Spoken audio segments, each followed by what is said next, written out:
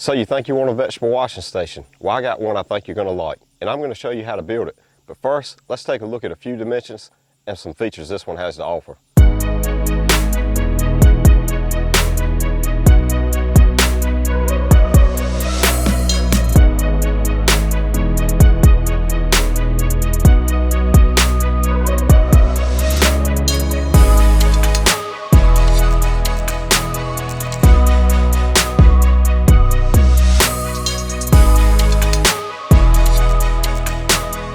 The top of the countertop is built from PVC boards. It measures 36 inches wide, 8 feet long. The entire table stands 36 inches from the ground, which is what a standard kitchen countertop is going to be. So it's going to be very comfortable to work at. And then under the countertop, we have the main frame, which is built from 2x8 lumber. We also have some 2.5-inch galvanized tubing that came off of an old carport. The entire table sits on 4 wheels. I have 2 fixed wheels at the back of the station and 2 swivel wheels at the front. The 2 swivel wheels being at the front, directly under the handle, make for easy steering and maneuvering of the table. For the bottom shelving, I used a gray composite deck board, which I think gives a beautiful contrast to this table. I have a hose hanger on the back of the station where I'm hanging a 100-foot water hose from. That is my water supply, and it gives me the ability to hook up to any spigot on this property. The main frame on my tarp is built by 3/4-inch black iron pipe. Also used some 1 1/4 galvanized pipe. All of that was on my property too, so I was able to recycle that or repurpose it. The shade tarp is a 8x10, 90% shade tarp.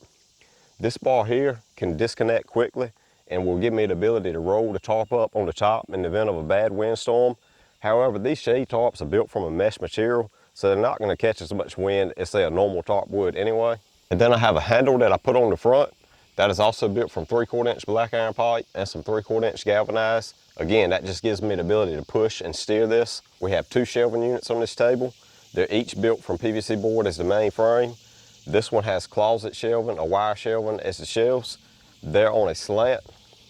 Then we have our drying rack here with 3 removable trays. The shelves on the drying unit pull out. You can see they have a nice stainless steel wire mesh on the bottom, which is great for air circulation. We can just set them here, load them up as we wash the vegetables. And once we're done, of course, we'll bring them back over here, stick them back in, and they can dry it in the shade. A great thing about the way I designed this shelf is the shelves are close together, so anytime we're washing lettuce or spinach, anything like that, we can load our greens in here and the wind won't blow them out. And my sink is just a tub I got from Tractor Supply. I think it was actually labeled as like a soil mixing tub or something like that. I put a drain in it. That's the same drain like you're going to find in your kitchen sink. The drain comes out the bottom of the sink and away from the edge of the table. And that'll give me the ability to set a catch bucket here if I ever wanted to. Then we have our water hose and nozzle hanging above the sink. It's got a really nice nozzle on it. We can pull it down, wash our vegetables off, or fill the sink up, hang it back up here out of our way. So the way we plan to use this, we'll load this shelving unit up with the unwashed vegetables, wash them in the sink, while the drying rack is sitting here waiting for us. Then of course we'll load it into the drying rack unit. All this will be able to be done under the shade tarp out in the sun in case we're having a long washing session. But also the shade tarp will provide shade for the vegetables while they sit here and dry off. The sun isn't blistering them the entire time. So do I really need a vegetable washing station? Well, if you've ever gardened on a large scale, you know if you go out to your garden and you're pulling bushelsfuls of vegetables at the time, that is a burden in itself to get them washed up, not to mention a huge mess. You go in the house, you get water everywhere. We don't have the counter space available to us to lay everything out and dry them off. So this is going to be worth its weight in gold. Maybe you have a huge kitchen, a huge sink in your house, and plenty of counter space. You don't need to build something to invest in something like this. But this is just going to be great for us. As far as some logic behind the way I built it the way I did invest some money in this. These PVC boards and composite boards are not cheap, but they're probably going to last a lifetime. This entire table is going to last for most likely decades.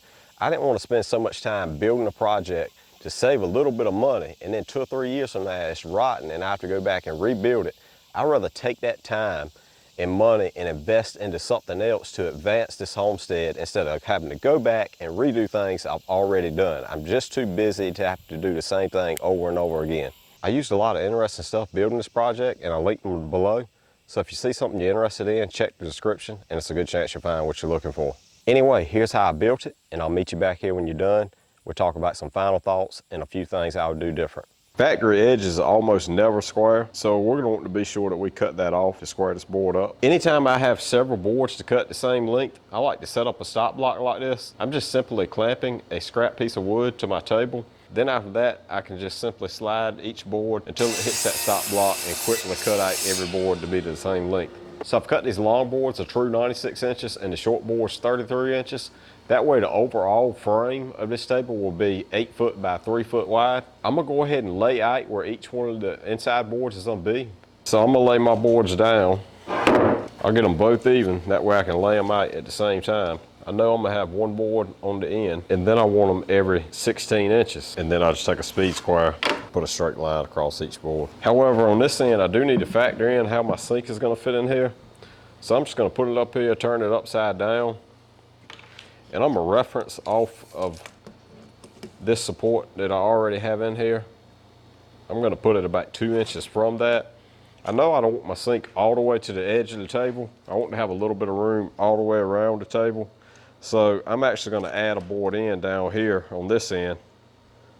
That way the sink does not go all the way to the end of the table. Now that everything is laid out, I'm gonna stand the board back up and I'm gonna transfer them lines to the top. That way I can see them from the other side. And I'm actually gonna come over 3/4 of an inch from that line. Then I'll put a mark at 1 inch, 3.5 inches, and 6 inches. And that's just so I know where to pre-drill my holes. For pre-drilling holes like this, I really like using these bits here. They pre-drill and countersink all at the same time. They have an adjustable stop so you can control how deep you want to go, but I'm gonna set mine so it goes all the way through the board. I got these off of Amazon years ago. If they still have them, I'll link them below.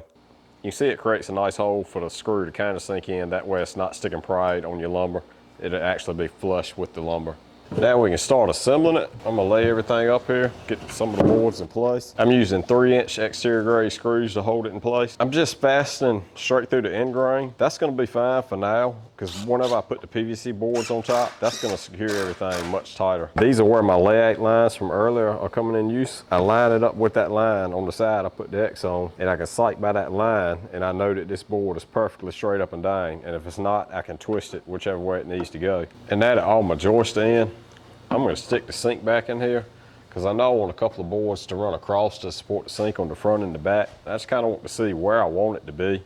I know I don't want it all the way to the front. I want a little space on the front and we'll have some storage on the back. I think I kind of like the way that looks. We're about 4 inches from the front. So I'm gonna put a mark where the sink is and I'm gonna run an extra board across there for support. I just put a 2x4 here because I actually ran out of 2x8s, but I have plenty of 2x4s on hand.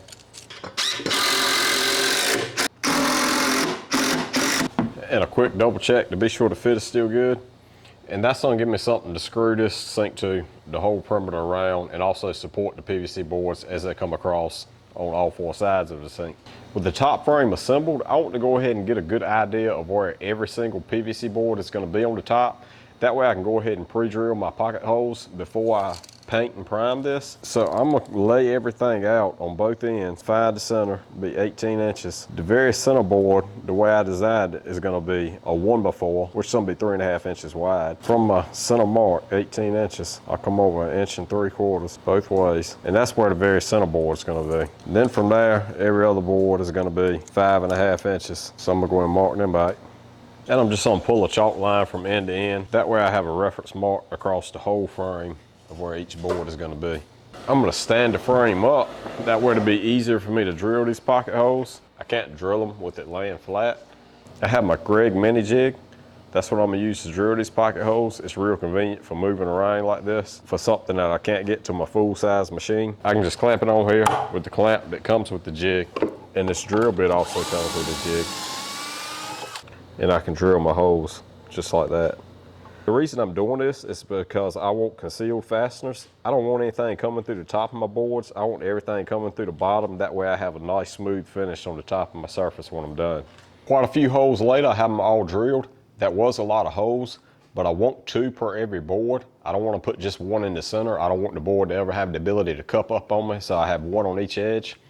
Now with everything drilled and assembled, I'm gonna set this to the side. I'll put a coat of oil-based keels on it and then paint it before I do any more assembling to the table. For the top of this table, I'm using PVC boards or composite boards. The hardware store I bought these from sell them in 18-foot lengths. For the center board, I'm gonna use one of these 1x4s. I'm gonna cut this board 96 inches because that's what the overall length of my table is. And I want this center board to be flush with the table. With that board being flush, it'll keep it out of the way for me to attach the brackets for my shade tarp. With these boards being so long, it's gonna be easier to take my circular saw to the board instead of taking the board to the miter saw. And then I'll just square that cut up a little with my miter saw. Before I put the top on here, I'm gonna put some joist tape on. This is the same thing that's used on the exterior deck. It'll be between the joist and the deck boards. Anytime any moisture would get between the joist and the deck board, it can't get out, it can't dry out, and that's gonna be a great place to start rotting the wood. So this is gonna prevent all that. Then I'll find the center of the table again, measure over 1 3/4, pop a chalk line, and that's what I'm gonna run the first board by. I'm gonna put this first board on here right next to that chalk line, take a quick clamp to hold it in place. I'm gonna use 1 1/4 exterior grade pocket hole screws. They have a square head, and I'm gonna run these right through them pocket holes that I drilled earlier. I'm gonna secure both my ends, and then I'm gonna flip this whole table up on its side so it's easier to get to. But before I flip it, if you've never used PVC boards, this brand has a very sharp edge. It will actually cut you. So I'm gonna take my rider and I'm gonna run around it with a chafer bit to smooth this edge out. And you can see that makes for a nice decorative edge. And that's also gonna give the water a place to be able to run down and get off the tabletop. If you don't have a rider, you can just take a piece of 120 grit sandpaper and bump along that edge, and that'll knock that sharp edge right off. I find that these boards are so flexible, I'm having to put a clamp on every joist before I screw it. And the rest of the boards will be cut from these 1x6s. I've cut them in half, so they're roughly 9 foot long. I'm not worried about getting them exactly flush right now. I'm gonna get every one of them on here, and then we'll cut them all straight in a minute. I've already righted the edges, but I want to space these. I don't want them exactly touching. So I'm just gonna use dimes as spacers. Again, that will help relieve water off this table, and it'll just be rinse and repeat from there until I get the entire countertop on. And now to have the entire top on, I can go ahead and cut all these straight with one another. I'm gonna measure 1.5 inches from the base of my table, and I have to bring that line up to the top with a speed square so I can see it. I do that on both sides. I have a track saw, which is gonna work great for cutting these all straight. If you don't have a track saw, you can just use some sort of straight edge and a skill saw, maybe like a 4-foot level as a guide, and then I'll right that freshly cut edge. Let's take us a quick break from that action and fix a cup of coffee. So It'll sent me this portable cold brew coffee maker a couple of months ago, and I've been using it almost every day since. It can brew a 15-ounce cup of coffee in about 15 minutes. It's got a built-in battery in the lid, which is rated to brew about 10 cups of coffee. It also has a flip-up lid so you can drink straight from the cup. So let me show you real quick how it works. It comes with this filter and a ring you put over the filter whenever you're filling it with grinds. And all that ring does is stops you from filling that hole with grounds. Put that on there. It comes with this little scooper. I personally like to use 2 scoops. My wife likes 3. After you fill it with grounds, you're gonna take that ring back off, insert your filter into your lid, give it a twist. I'm gonna take and fill the cup to the max fill line with water straight out of the fridge. Stick that lid back on, give the power button a double tap, and in 15 minutes, we're gonna have ourselves a fresh cold brew cup of coffee. Once it's done brewing, we'll take the lid back off, detach that filter, set that to the side. I like to put a little sweetener in my coffee. I use Stevia. It's a plant-based, all-natural, 0-calorie sweetener. That's a good fresh cold brew cup of coffee there. Another great thing about the cup is, I know it's easy to be running behind in the morning. We can all get pressed for time. We don't have time to wait around for a cup of coffee. You can dump your grinds right in your filter, carry this with you when you go, set it in your cup holder, and it's gonna brew your cup of coffee while you're on the way to work. You can go ahead and add your creamer, and then whenever the cup is done brewing, it's ready to drink. Everything is right there just waiting for you. It's super convenient. Carry it with you in the office. Brew you another cup while you're sitting at your desk. If you want to try the cup out, I have it linked below. Use my code Salmon10 and you'll save yourself 10 bucks off the purchase price. It's a really great cup. You really should give it a try. Anyway, now let's get back to that build. Well, with the top mostly squared away for now, I can concentrate on the legs. For the legs, I'm using 2.5 by 2.5 galvanized tubing. This is off of a carport we took down, so we actually have quite a few pieces of this laying on the property. I'm gonna cut these 27.5 inches, and the reason behind that is the wheels that I have are 7 3/4 of an inch. The actual top of my table is 3/4 of an inch, and I want this entire table to be 36 inches off the grind, which is what a standard countertop is in your kitchen. And I need these legs to be 27.5 inches to achieve that. If you make a habit out of cutting metal, a chop saw like this is a very good investment. It has a blade on it that looks like it would cut wood, but it's actually designed to cut metal. It cuts metal very fast, very smoothly, and with minimum heat buildup. The actual chop saw turns at a slower RPM than a standard miter saw, so you can't just buy the blade and put it in your miter saw you already have. A regular miter saw will turn too fast and will overheat the blade, and it can actually chip the teeth. And now I'll mark my holes before I'm gonna put the bolts to hold the legs on. I'm gonna run bolts through both the front and sides. I'm gonna be sure I stagger the bolts. That way they don't hit each other whenever I'm drilling through. I'm not putting them in the same place on the sides as I am on the front and the back. I'm gonna drill a 1/4 inch hole because I'm using a 1/4 inch bolt. I have a spade bit. My leg is gonna touch the bottom of the countertop, and I want to be sure that it's tight against the corner.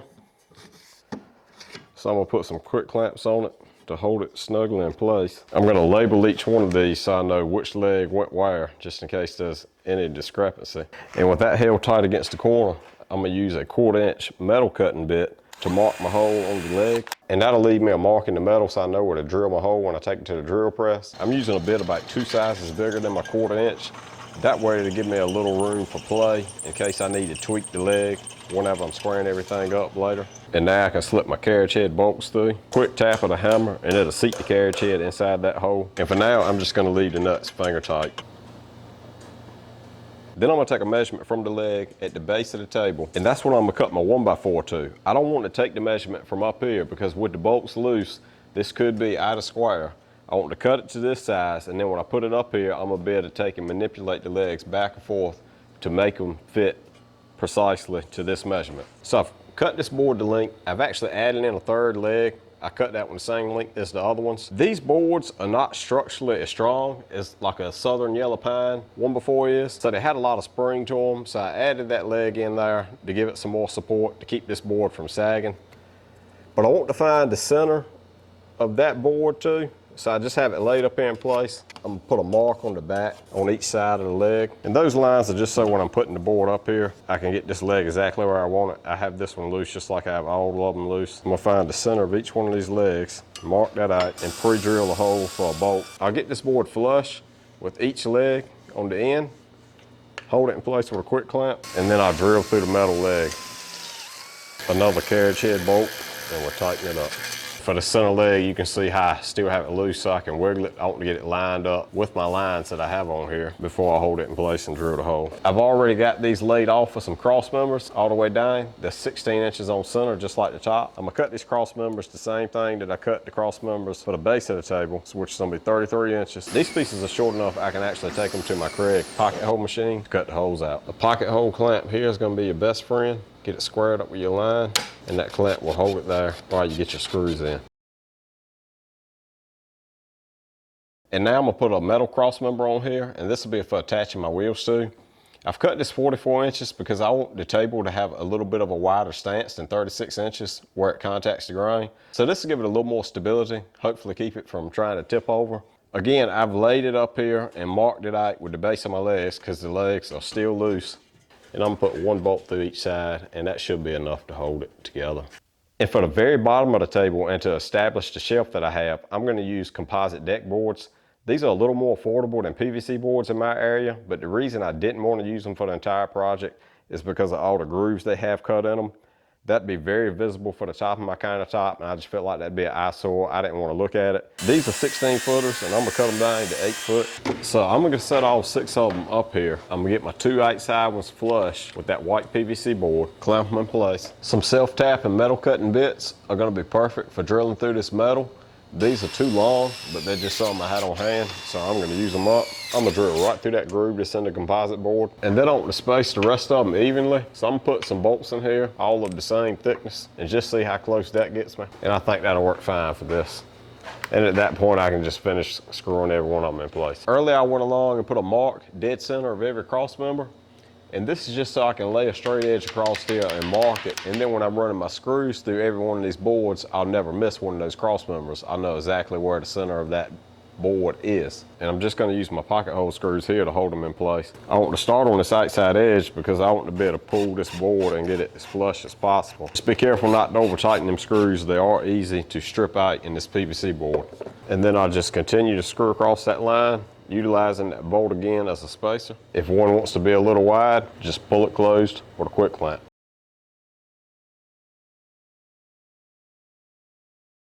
And finally, I can tighten all those leg nuts up.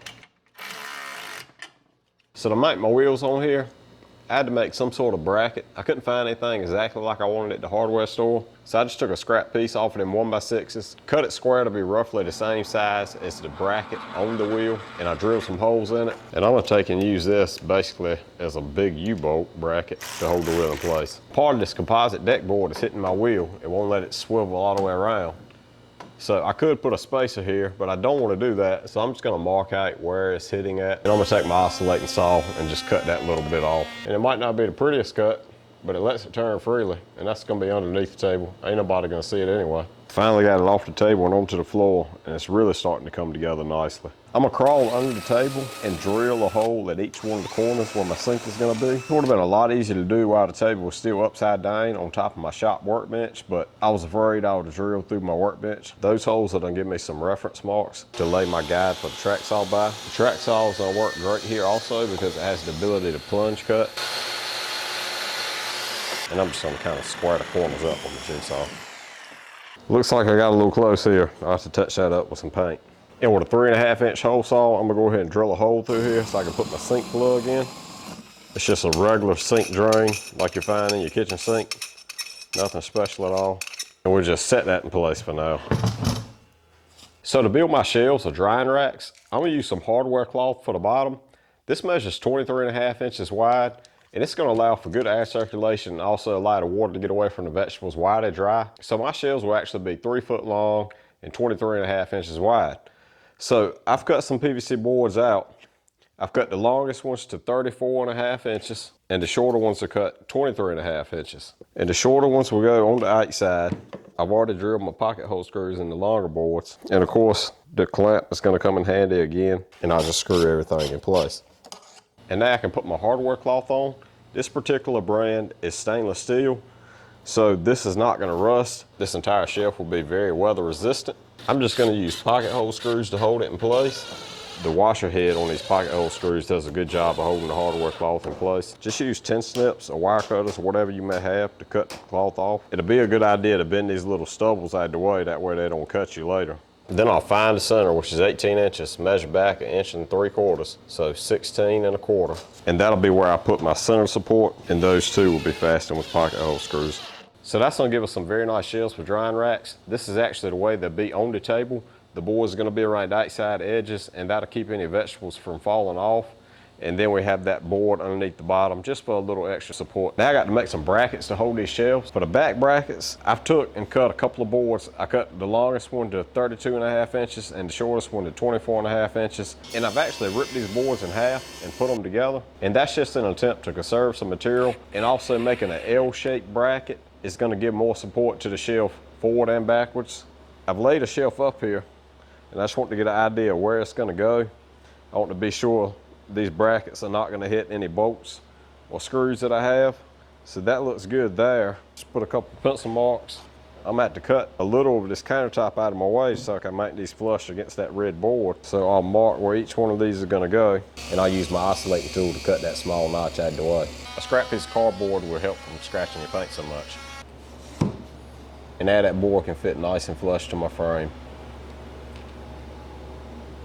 A long speed square clamp to the table is going to be sure that I keep that bracket perfectly 90 degrees to the table. Then I just mark my holes out, drill them out, and attach them with a couple of carriage head bolts. And I throw 1 pocket hole screw in it to give it a little added support. My front brackets are cut and assembled just like the back. They're cut 24 inches just like the front piece of this back bracket. The only difference is I'm going to have these offset to the side. That way the shelves can slide in and out freely. The back ones are designed so the shelves cannot go out the back side, they lock them in. So I just have the shelf in here again. I'm gonna measure and be sure that it's in here square. And that's simply how I'm gonna determine where these front brackets are gonna go. And for now, they're just secured with a couple of screws. Now I add some supports at the top. I got this measurement by measuring at countertop level in case there's some play in these boards. A good little quick tip for laying off shelves like this so you don't make a mistake. Lay it off on a scrap piece of wood. Then you can go around to every one of your supports and transfer the lines. Finally, we'll add the supports for the shelves themselves, and that measurement is also taken right at countertop level. Then I'll just clamp and secure each one of them, and that makes for a pretty good support system for my drying racks. For my shelves behind the sink, I have a piece of closet shelving that I got from Lowe's. This measures 8 foot long, 12 inches wide, and I'm gonna cut it with my grinder into even pieces, 32 inches. My main braces or support system are built and installed exactly the same as the other shelves, so it's just no need to show that on camera. The one thing I am gonna do different is I want these shelves slanted. So what I'm gonna do, I'm gonna measure up 1 inch on my very back support, and I have a board that I've cut a little longer than I need. I'm gonna set that up here, and I'm gonna transfer my angle to my board like that. Then I'll take that to my miter saw and set the angle, and that's how I cut each one of these boards out. I start at the bottom and work my way up, and every time I put a support in, I'm gonna go ahead and drop my shelf in from the top, because it's gonna be a lot easier to do that now than later. For this one, I'm just gonna put one cross member at the front. I tried putting it at the top, but it really seemed to interfere with my shelving. Okay, we can finally get started on this shade top. For my main beams, the beams that are gonna be coming up from the frame of the table, I'm using 1.25 inch galvanized pipe. Everything else on the frame is gonna be 3/4 inch black iron pipe. I've had all of this pipe on my property for a few years, so the black iron pipe is a little rusty, but we're gonna use up what we have. It's no sense in buying anything new for this project. And some other things that I'm gonna use for the frame, I have some 1.25 inch to 3/4 reducers. I have some 45s, a couple of 1.5 inch long pieces of pipe, a couple of 6-inch pieces of pipe. Those are just so cheap, it's gonna be better to buy them than actually cut them and rethread them. Then I have some T's, some 90s, and some flanges. These flanges will be used when I attach my handle to the frame. Everything you see here can be purchased off Amazon for pennies on the dollar compared to this stuff from the big box store. However, this is only meant for decorative purposes. You should never use this in any pressurized application or in anything pertaining to potable water. Then we also have some cam locks. I'll talk more about those a little later when I show you exactly where I'm going to use them. And now for attaching the pipe to the frame, I've already cut the pieces to length. I cut them 62 inches and I've pre-drilled my holes. I know I pre-drilled my holes at 1.5 inches and 5 inches, so I'm gonna take my speed square, find the center of the table, and lay out those 2 holes. Then with a couple bolts, we can hold the pipe on. Then I'll take my 4-foot level, be sure it's level, tighten it up. And on the frame, I actually had to wallow these holes here out. That way I could have some side-to-side motion with my pipe to get it plumb with the table. To cut my threads, I have this fairly nice DIY kit. The kit comes with the ratchet and several dies. My dies range from 1/2 inch all the way up to 1.25 inches. They have another kit that only goes up to 3/4 inch. That one is a few dollars more affordable than this one, but they're actually both very affordable and very practical for the DIY guy. I'll link them below in case you want to check them out.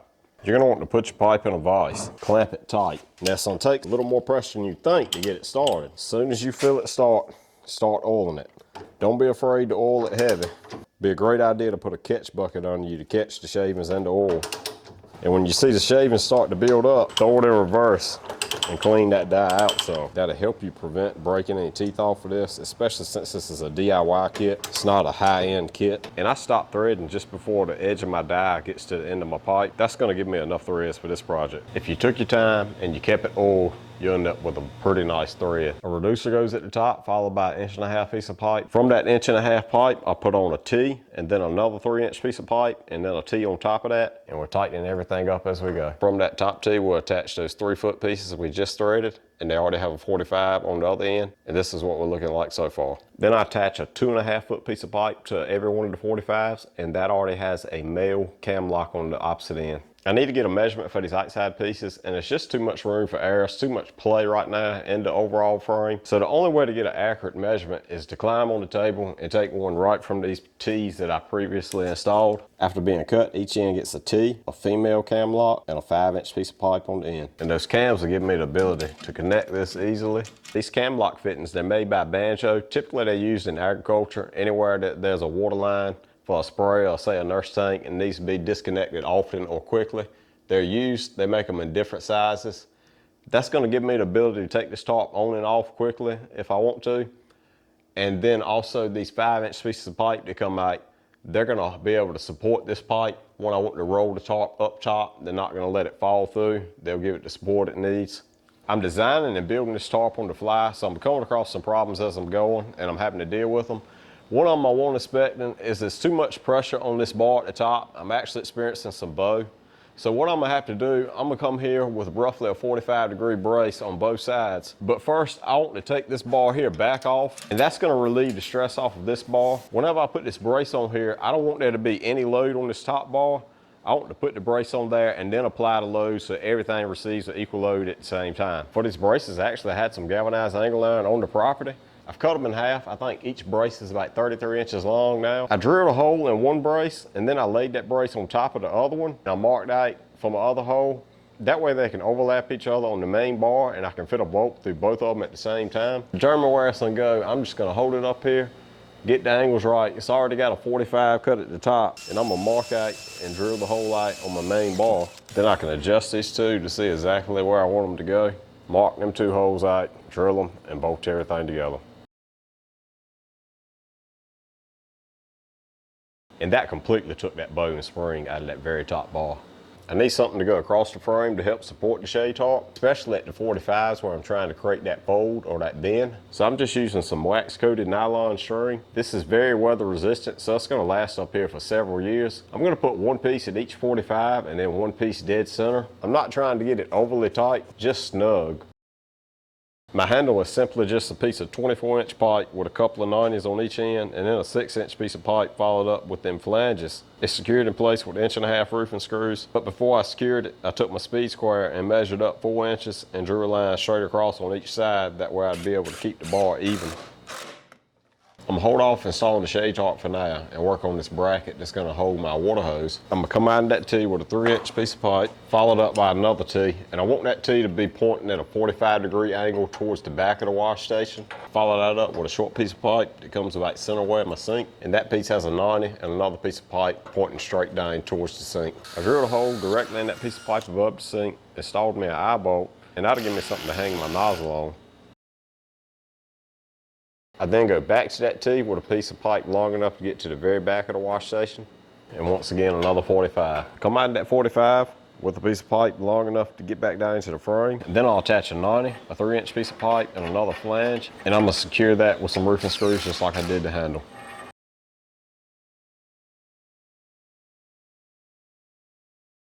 For my water supply, I'm using my favorite water hose. I bet you I've purchased 10 of these this year. It's very heavy duty while remaining extremely flexible. They do cost a little more than a normal hose, but in the long run, you're gonna save money. I bet you this hose will last a decade or more. It's linked below if you want to check it out. I'm gonna just hang that hose over the top for now. Pull it down until it's close to touching my sink. Then I can start securing it with some stainless steel zip ties. The good thing about this tool, you can control how tight you want to pull the zip tie before you cut it. I'm not pulling them very tight. I don't want to pinch the water hose off. An old hose hanger that I had gets installed behind the sink, dead center of that shelving. Then the rest of my hose can be hung right from that hose hanger. I'm going to attach one of these hooks that I have to the water hose with a hose clamp, and that's going to give me the ability to hang the water hose from that eye bolt that I installed earlier. I did touch the frame up with some primer where I cut it when I was installing this sink, but I want to add a little more protection. I have some of this joist tape left over, and it may be a waste of time, but I'm gonna run this around the edges, and hopefully that'll keep any water from getting into those cuts that I made and rotting the wood quicker. And then the sink is just secured with roofing screws after I find even spacing for all the screws. And for the drain, there's no need for a P-trap. I just use a standard 90 with about a 12-inch extension. That way the water can come out past the edge of my table and I can set a catch bucket under the edge of it if I want to. Finally, I can hang the shade tarp. I just drape it across the top. This is where them ropes that I hung earlier are really coming in handy. Once I kind of get it in place, I'm gonna find the center of it and secure it tight with a couple of zip ties. I'm gonna pull these zip ties tight this time. I don't want this tarp to slide any right here on the bar. After all that is secured, I then go to my 4 corners. I'm just using some of that nylon rope again. I pull these tight and secure it to that removable bar that I had. And after the 4 corners, I come back and do the 2 centers, pulling it tight. Believe it or not, I designed this so that this bar was not touching the tarp. And I did that so I had the ability to take these ropes and pull the tarp tight. Now, I will be honest and say I wish the bar was a little bit closer to the tarp, but this tarp is supposed to be an 8x10, but I'm not so sure it measures to its true dimensions. I think maybe it's a little bit shrunk down. Another cool thing about this tarp is it's made of a mesh material, so it's not gonna be a big kite or a sail sitting up here like a normal tarp would be, but it does still have the ability for me to take this bar off and roll it up some so that it does catch less wind in the event of a bad windstorm or thunderstorm. Well, that was a pretty detailed build. I hope it didn't bore you too much. So a few things I ought to do different. Starting with the drying rack, where I cut this hardware cloth, the edges are very sharp here and they want to grab whenever I slide the drawer in or out or slide the rack in or out. All I really have to do is hold it up, and that kind of solves the issue. But if I could have done something a little different there, I definitely would have. Maybe I could have built it just like a kitchen drawer and grooved out around the frame before I put it all together. And then I could have slid the hardware cloth right in that groove. But the only problem is this hardware cloth, when it's loaded down, it probably would have came out. Maybe some rubber like you see on the screen on the window would have held it in that groove. That's really the best idea I have right off the top of my head. I'd have to sleep on it to really come up with something better than that. This bar on the shade tarp does not roll up very easy. I'm actually gonna have to get a ladder anytime I want to roll it all the way up. It's not something I'm gonna make a habit out of doing, but on rare occasion, I will need to do that. And if I had to do it all over again, I'd put a little more thought into it and I'd make that to be a little more efficient. But you can see where these 5-inch pieces of bar came into play and held the shade tarp from falling down. They kind of walk up on the track of the main frame itself. Something I did do off camera, I added a couple of hooks in here, a nylon rope and a small turnbuckle. And that's because the frame was just out of square just enough that this top shelf did not want to slide in and out good. So I put this on here, turned the turnbuckle just a hair, and that got everything square enough that this top shelf can push in and out very easily now. But all in all, I'm very happy with the way the table turned out. I actually washed my first 5-gallon bucket full of vegetables at it today. I'll use them tomorrow in my weekly meal prep. I just chop them up and throw them right in the air fryer. Anyway, I hope you got something from the video. I hope you enjoyed the video. Hope maybe it even taught you a few things. Don't forget to like and subscribe, and I'll see you in the next one.